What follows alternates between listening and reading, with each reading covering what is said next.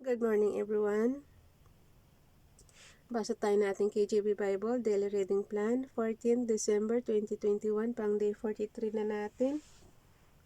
Exodus chapter 39 and chapter 40. Dalawa lang. Exodus chapter 39. Basa. And of the blue and purple and scarlet they made clothes of service to the service in the holy place, and made the holy garments for Aaron as the Lord commanded Moses. And he made the ephod of gold, blue, and purple, and scarlet, and fine twined linen. And they did beat the gold into 10 plates, and cut it into wires to work it in the blue, and in the purple, and in the scarlet, and in the fine linen with cunning work. They made shoulder pieces for it to couple it together, by the two edges was it coupled together. And the curious girdle of his ephod that was upon it was of the same according to the work thereof, gold, and purple, scarlet, and fine twined linen, as the Lord commanded Moses. And the wrought onyx stones enclosed in ouches of gold graven as signets are graven with the names of the children of Israel. And he put them on the shoulders of the ephod, that they should be stones for a memorial to the children of Israel, as the Lord commanded Moses. And he made a breastplate of cunning work, like the work of the ephod, of gold, blue, and purple, and scarlet, and fine twined linen. It was foursquare. They made the breastplate. Double span was the length thereof, and a span the breadth thereof, being doubled. And they set it in it 4 rows of stones. The first row was a sardius, a topaz, and a carbuncle. This was the first row. And the second row an emerald, a sapphire, and a diamond. And the third row a ligure, and agate, and amethyst. And the fourth row a beryl, an onyx, and a jasper. They were enclosed in ouches of gold in their enclosings. And the stones were according to the names of the children of Israel, 12 according to their names, like the engravings of a signet, every one with his name according to the 12 tribes. And they made upon the breastplate chains at the ends of written work of pure gold. And they made the 2 ouches of gold, and 2 gold rings, and put the 2 rings in the 2 ends of the breastplate. And they put the 2 written chains of gold in the 2 rings on the ends of the breastplate. And the 2 ends of the 2 written chains they fastened in the 2 ouches, and put them on the shoulder pieces of the ephod before it.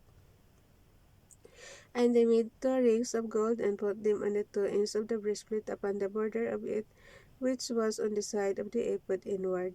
And they made 2 other golden rings, and put them on the 2 sides of the ephod underneath toward the forepart of it, over against the other coupling thereof, above the curious girdle of the ephod. And they did bind the breastplate by his rings unto the rings of the ephod with a lace of blue, that it might be above the curious girdle of the ephod, and that the breastplate might not be loosed from the ephod, as the Lord commanded Moses. And he made a robe of the ephod of woven work, all of blue, and there was an hole in the midst of the robe, as the hole of an habergeon, with a band round about the hole, that it should not rend. And they made upon the hems of the robe pomegranates of blue and purple and scarlet and twined linen. And they made bells of pure gold, and put the bells between the pomegranates upon the hem of the robe, round about between the pomegranates. A bell and a pomegranate, a bell and a pomegranate around about the hem of the robe, to minister in, as the Lord commanded Moses. And they made coats of fine linen of woven work for Aaron and for his sons, an imagery of fine linen and goodly, bonnets of fine linen, and linen breeches of fine twined linen, and a girdle of fine twined linen, and blue and purple and scarlet of needlework, as the Lord commanded Moses. Grabe guys, no, pati yung isusuot ni Aaron tsaka ng mga talagang talagang nakaano detalyado dito. And they made a plate of the holy crown of pure gold, and wrote upon it a writing like to the engravings of a signet, holiness to the Lord. And they tied unto it a lace of blood, to fasten it on high upon the tree, as the Lord commanded Moses. Thus was all the work of the tabernacle and the tent of the congregation finished, and the children of Israel did according to all the Lord commanded Moses. So did they. And they brought the tabernacle unto Moses, the tent and all his furniture, his taches, his boards, his bars, and his pillars, and his sockets, and the covering of ram skin dyed red, and the covering badger skins, and the veil of the covering, the ark of the testimony, and the staves thereof, and the mercy seat, the table, and all the vessels thereof, and the shewbread, and the pure candlestick with the lamps thereof, even with the lamps to be set in order, and all the vessels thereof, and the oil for light, and the golden altar, and the anointing oil, and the sweet incense, and the hanging for the tabernacle door, the brazen altar, and his grate of brass, his tubs, and all his vessels, the laver and his foot, the hangings of the court, his pillars, and his sockets, and the hanging of the court, and the hanging for the court gate, his cords, and his pins, and all the vessels of the service of the tabernacle, for the tent of the congregation, the clothes of service to do service in the holy place, and the holy garments for Aaron the priest, and his sons' garments to minister in the priest office, according to all that the Lord commanded Moses. So the children of Israel made all the work, and Moses did look upon all the work, and behold, they had done it as the Lord had commanded, even so had they done it, and Moses blessed them. Exodus chapter 40, last na to guys. Dalawa lang siya pero sobrang haba. And the Lord spake unto Moses, saying, On the first day of the first month shalt thou set up the tabernacle of the tent of the congregation, and thou shalt put therein the ark of the testimony, and cover the ark with a veil. And thou shalt bring in the table, and set in order the things that are to be set in order upon it.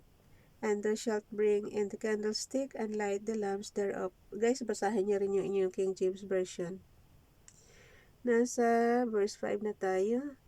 And thou shalt set the altar of gold for the incense before the ark of the testimony, and put the hanging of the door to the tabernacle. And thou shalt set the altar of the burnt offering before the door of the tabernacle of the tent of the congregation. Verse 7, And thou shalt set the laver between the tent of the congregation and the altar, and shalt put water therein. And thou shalt set up the court round about, and hang up the hanging at the court gate. And thou shalt take the anointing oil, and anoint the tabernacle and all that is therein, and shalt hallow it, and all the vessels thereof, and it shall be holy. Verse 10, And thou shalt anoint the altar of the burnt offering, and all his vessels, and sanctify the altar, and it shall be an altar most holy. And thou shalt anoint the laver and his foot, and sanctify it, and thou shalt bring Aaron and his sons unto the door of the tabernacle of the congregation, and wash them with water. And thou shalt put up an Aaron the holy garments, and anoint him, and sanctify him, that he may minister unto me in the priest office. And thou shalt bring his sons, and clothe them with coats.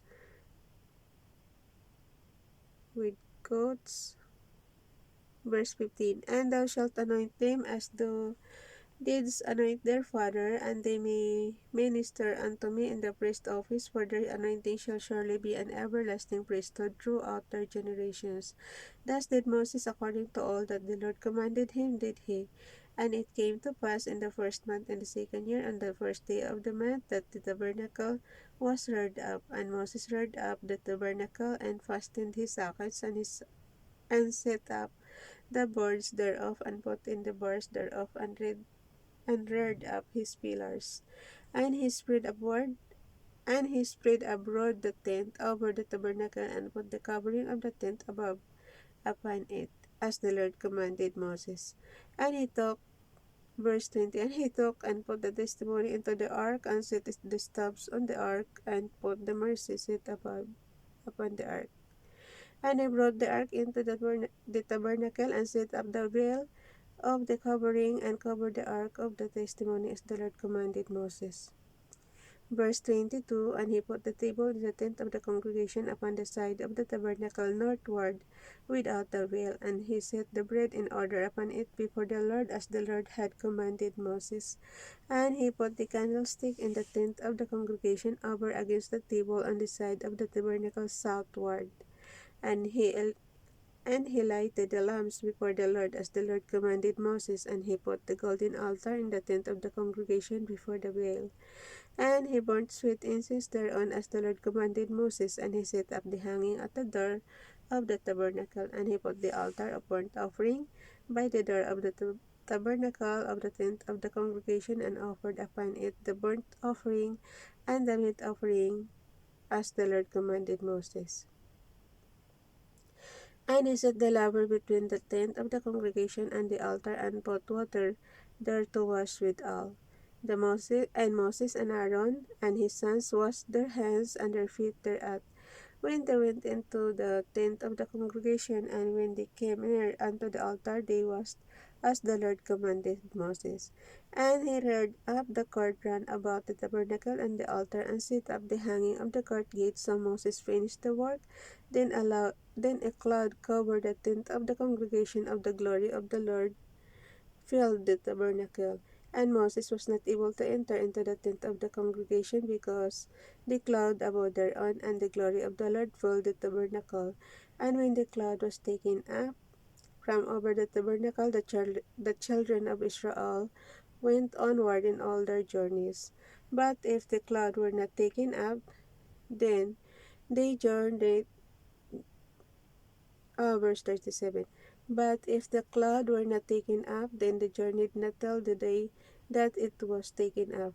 For the cloud of the Lord was upon the tabernacle by day, and fire was on it by night, in the sight of all the house of Israel throughout all their journeys. Okay. Hanggang verse 38 daw siya. Exodus chapter 40. Bye everyone. God bless.